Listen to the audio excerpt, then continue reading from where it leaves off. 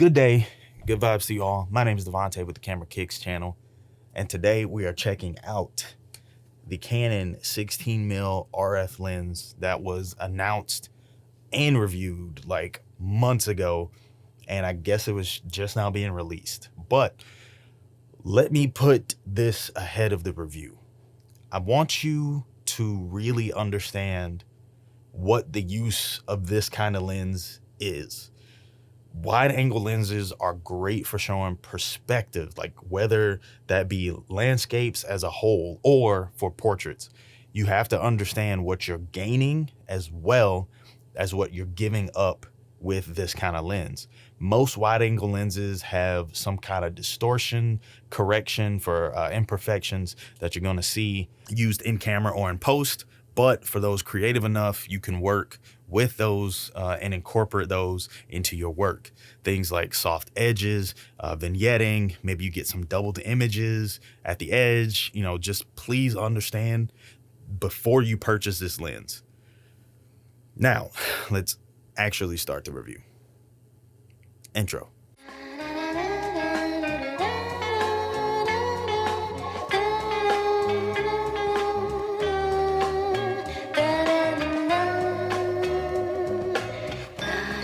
Now, this lens has some great potential for anybody's kit. It's Canon's cheapest full frame wide angle lens for the RF mount. Actually, I think it's the only cheap wide angle lens for RF at the moment. It comes in at $299, very reasonable, especially when compared to the more expensive 15 to 35 RF, and nowhere near as heavy. It's about the same size as the RF 50. It might be slightly smaller in some portions of the casing, but yeah, it feels about the same weight as well. And you know, I'm not really a fan of like the technical specs of the lens, like how many blades it has and all that other stuff. All I want to know is it practical for daily carry? Yes.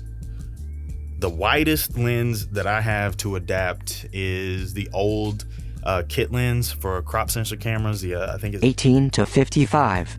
And I don't know, I've just become a fan of primes since like you technically get two lenses in one anyway. You have the ability to crop and get about a 26 mil equivalent. I think it's 25.5 or something like that. I can't remember the math. And with the 35 and the 50 being light and cheap as well, you get the crop on those and your ranges are covered, you know, except at the longer tele ends. If you want, you can cover that range with the 85 f2. It is a little more expensive, but it is cheaper at like a quarter of the price of the 85 1.2.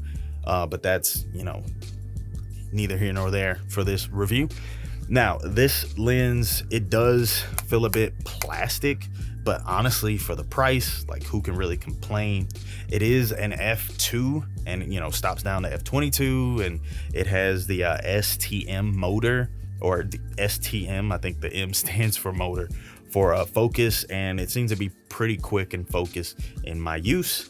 It does have of course, the control focus ring right here on the side, or the switch, so you can go from control or focus, control wheel, you change it to whatever you want to change it to, and that's pretty much it. I mean, it's pretty simple lens. I did take it around my local lake and I took some photos, and they look pretty good. But I didn't really like how unremarkable they were. They look kind of flat and boring to me. I'll put some examples here, and I'll also, right now, I'll cut to the video that I took before testing out, you know, the before, after I put the lens on, the pictures and everything. Okay, battery died on me.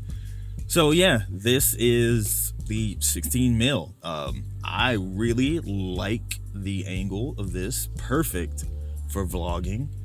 I'm actually not sure if there's any In camera distortion correction, like right off the bat, I'm not sure about that. I literally just plopped this on. By the way, it's like if you take the what is it, the 20, is it a 22 mil, whatever, the little pancake lens, it's like double the size of the it's almost the same size as the RF 50, which I guess I still need to do a review on that, but yeah, it's about the same size as the RF 50.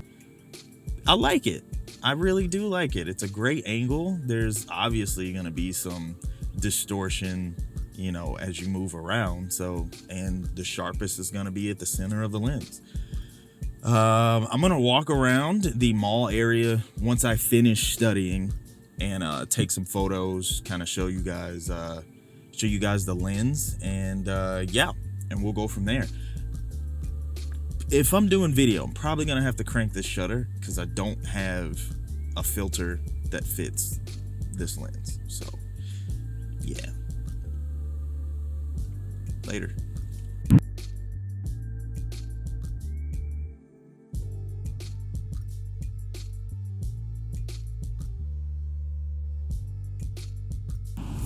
All right, guys, so here we are again, like I was saying, with the 16 mil. I'm sorry about the noise. There's a highway right here in front of me, but yeah, so this is the 16 mil RF. This is what it would look like if you were vlogging, just holding it, you know, out normally. Even if you brought it a little closer, you can still see quite a bit. I'm kind of trying to like check my frame at the same time and keep this shot, make sure it's not too crazy. I'm gonna have to lower the aperture in order for it to, you know, look decent. But anyway, this is what it would look like if you were vlogging on it. I mean, I do have the IS on right now, and I'm doing a little bit of a shake here just to see, you know, because I know a lot of wide angle lenses come with that wobble. So if the wobble's at the edges, there you go. It doesn't bother me too much. I know it bothers some people. I actually do get motion sickness. So take that for what you will, but that's about it, guys. I have an exam in 4 hours, and I'm gonna get home, relax a little bit, maybe do like some last minute cram session, and hopefully I do well. I've been studying, maybe not as much as I should have, but I've definitely been studying, so we'll see. Anyway, the pictures that I took, I mean, they're nothing great. Like, I was just testing out the lens.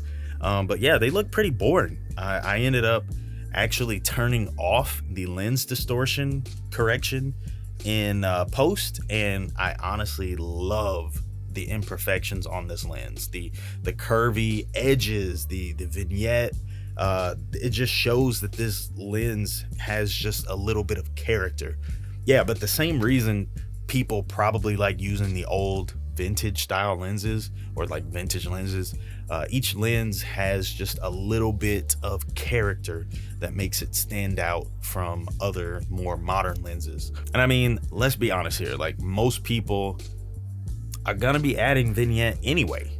I also saw a review where someone took photos of like just a flat wall to show the distortion, and they ended up saying that they won't be using this lens because of that. I'm like, honestly, man, if taking photos of walls is what you do to make money, then by all means, find better quality somewhere else, I guess. But I mean, I gotta be honest with you, like a wall disqualifying a lens from landscapes or, you know, whatever other creative avenue you decide to take, I mean, it's a pretty picky thing to do. Like, you spend $2,400 on that 15 to 35. Be my guest. But I mean, this lens is good. It's small, convenient, and cheap. And honestly, it's what a lot of people have been waiting for from Canon. Cheap lenses that work, and this one definitely gets the job done. Definite recommend from me. But you guys let me know what you think down below. If you already have it, Let me know what you think about the lens. If you haven't gotten it, let me know if you're thinking about getting it. If you have any other questions, please leave a comment down below. Don't forget to like the video, and I'll catch you guys in the next one. Until then, good vibes. Peace.